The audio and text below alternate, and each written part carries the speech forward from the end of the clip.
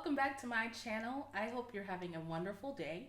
I'm having an okay day. I'm filming this on a Saturday, so it's a beautiful day. I went to the farmer's market. I'm making chili. It's a nice day. I'm really happy today. It's great. As you see, my hair is out. Doo, doo, doo. Yes, it's a really nice day. So with that in mind, the days are getting colder, the nights are getting longer, and people are getting lonelier. So you know what that means. It's cuffing season. Cuffing season is in full effect, y'all. So I'm gonna give y'all some tips and tricks on how to navigate this time, especially those who, they live their life to the cuffing season where they refuse to get partners throughout the year until cuffing season happens. Or those of you who have no idea what cuffing season is, and I'm about to lay some truth on you and probably explain why you keep getting, broken up when spring comes. Let's hope that's not the case, but if that is the case, I'm here to give you some great information on what is a very common and odd phenomenon among people in the winter. So we're gonna jump right into it.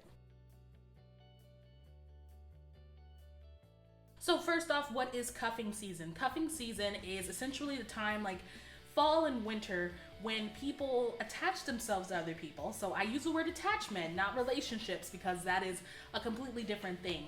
They attach themselves to people for the time frame like fall and winter, simply because we get cold and we get lonely. And I'm not going to say it coincides with seasonal depression, but I have noticed that a lot of my friends who do suffer from seasonal depression, who don't have partners throughout the year, really participate in cuffing season. They're like, if I could just have someone for 3 months, I will be okay. When spring comes, everything defrost, I will be fine. So cuffing season is just pretty much that it. Like, you want somebody to do things with. You want somebody near you. The warmth that comes from companionship during winter, that's cuffing season. So that's more elegantly put than other people would say, I need a place to live for 3 months. But however you navigate it, essentially it's humans need to be connected and have warmth through the season. So very first tip I want to give you directly correlates with the whole why. I think it's very important for you to communicate if you are going to be participating in cuffing season. Because some people don't recognize cuffing season, don't even know what cuffing season is. So if you do start to engage, interact, go on dates, they might be under the assumption that this is a long time gig. And in most cases it's not, for those who do observe cuffing season. So I do recommend that if you are doing that, be honest with people. Tell them, hey, you don't have to be so blunt where it's like, I get lonely at night. Nights are long.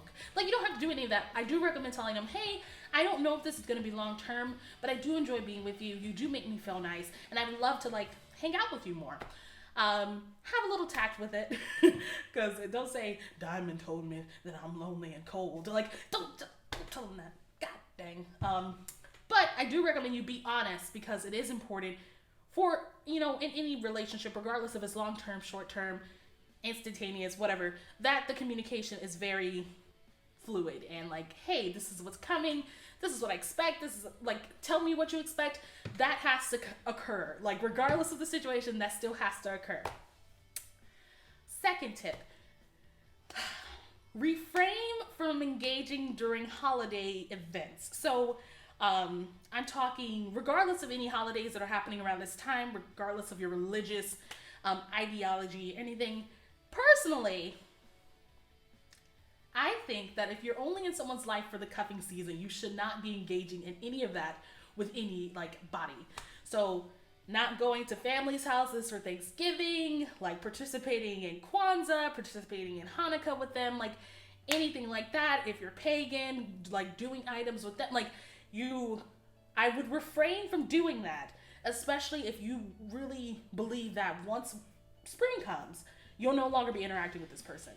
Because especially during the holiday season, regardless if you celebrate or not, this time of year, there's a lot of let's come together, let's be together, let's eat together, because the harvest is done. There's a lot of coming together, and if you do not expect to be in this person's life for so long, I recommend not engaging in that.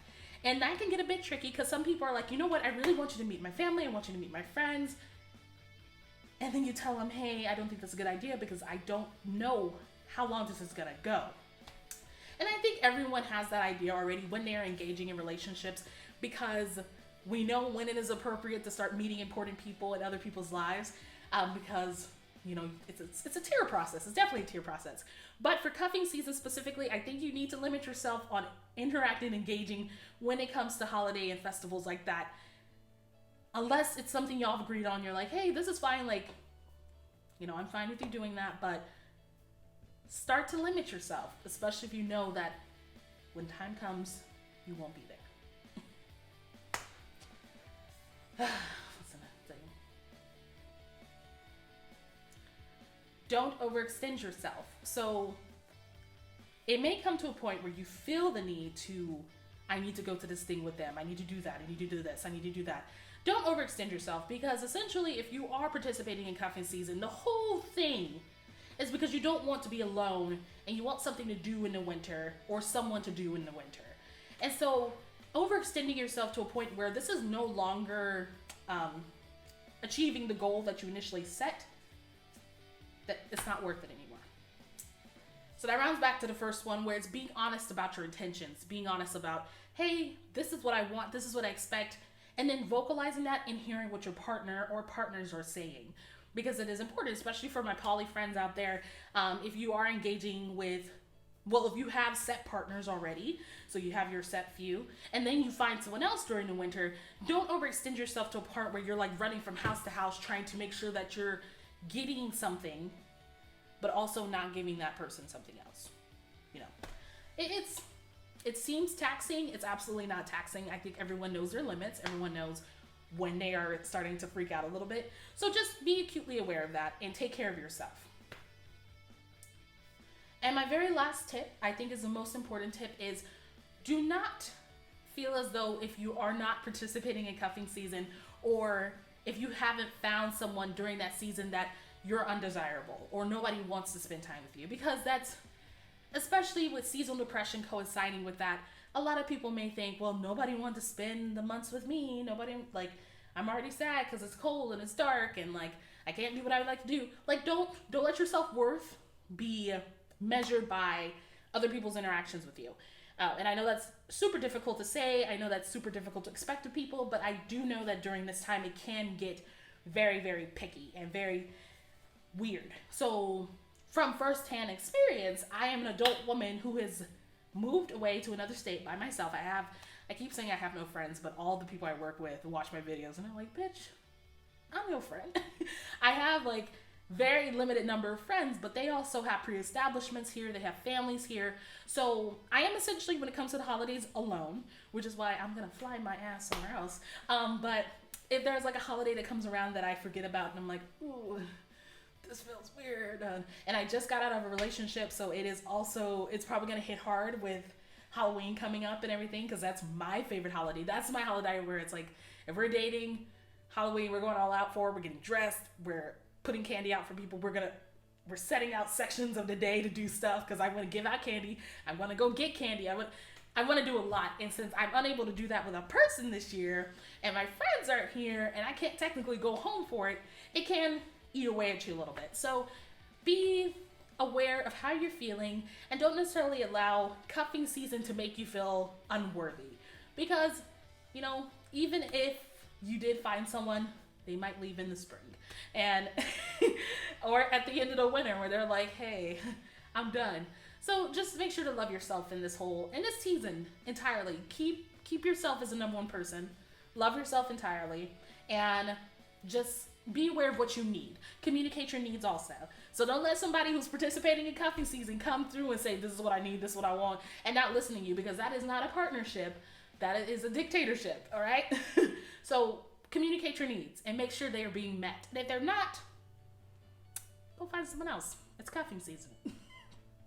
Anyway, I hope y'all have a wonderful day. This was a very quick video for y'all. I have news. My podcast comes out this Friday. Yeah, on Patreon. So if you would like to hear it, you gotta sign up. But if you also just want to know, what is it going to be about? I actually have a snippet for y'all to listen to. So at the end of the video, stick around and hear what my first little podcast is about. Anyway, I hope you have a wonderful day. I hope October treats you well. I will see you next week with a new video. Bye!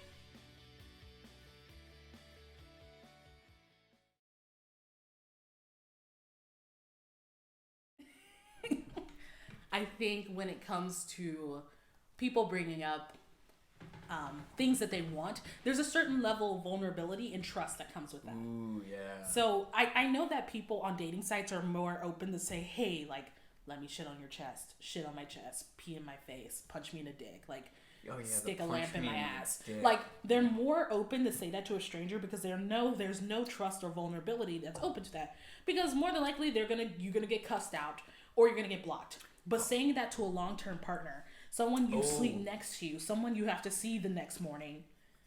Yeah, what's your anal lamps like, by the way?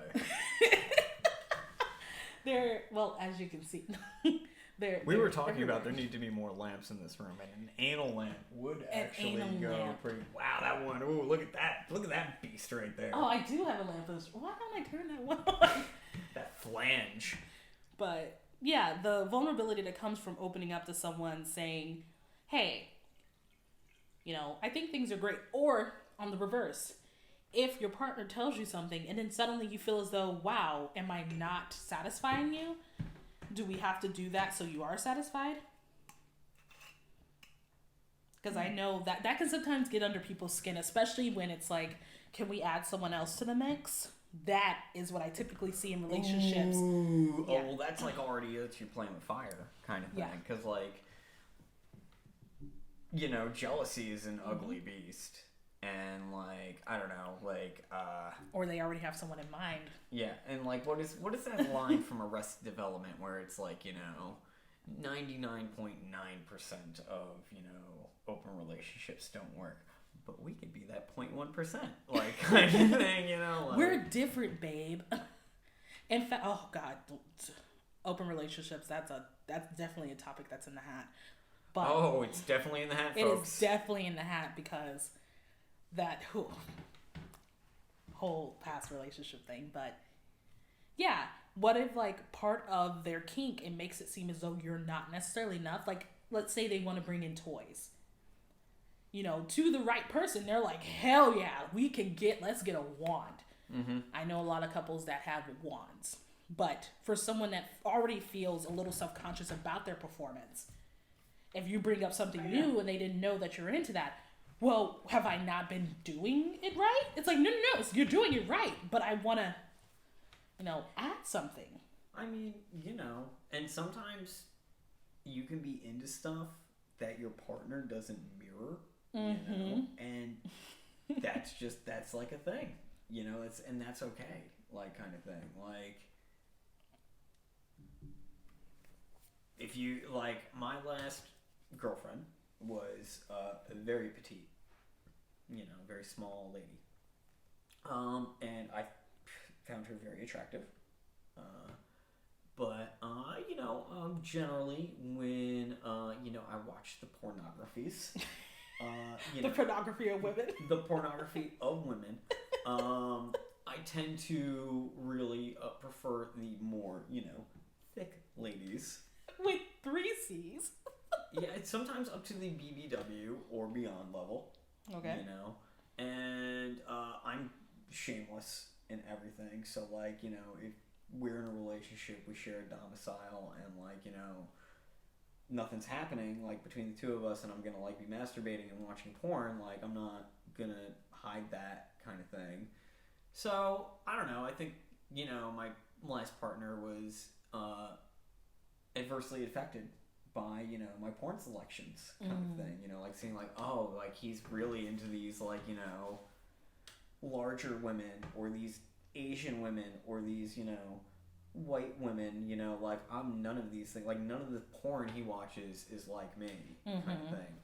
And, you know, I try to explain to her, it's like, yeah, that's because I have you, like, kind of thing, you know, like you're, you know, you fill a very specific like sexual niche in my life that I find, you know, really attractive, you know, but you know, jealousy is an insidious thing. Yeah. Even for fictional, like, you know, people. Oh yeah, I know that. I know that also well. Being like, not necessarily a person that's, I'm not easily jealous, and as people claim it's because I'm an Aquarius, I'm like, no, it's because I don't get attached to people that to an extent like that. When it comes to sex and sexual attraction, I am very aware, and I'm glad that I'm aware of this, is that there are over 8 billion people on this planet. I do not expect to start dating someone and they only find me sexually attractive. That is such an unrealistic standard that we hold our partners to, and that in itself makes a lot of relationships toxic. What I do expect is that if we have agreed to be in a monogamous relationship, I'm the only one you're fucking.